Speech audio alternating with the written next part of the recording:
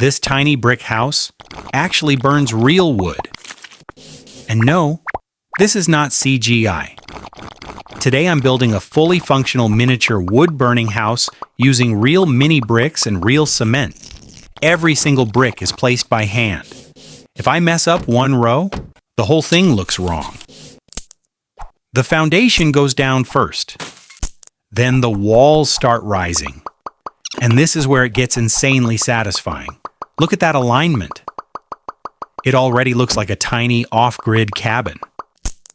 But here's the crazy part. I'm installing a real working fireplace inside. I build a small combustion chamber so it can safely hold real fire. Yes, real fire. Roof goes on, chimney sealed. Now the moment of truth. I place the wood inside, light it, and boom! Real flames, real smoke, from a miniature chimney. Would you live here? Comment cabin and subscribe for the next insane build.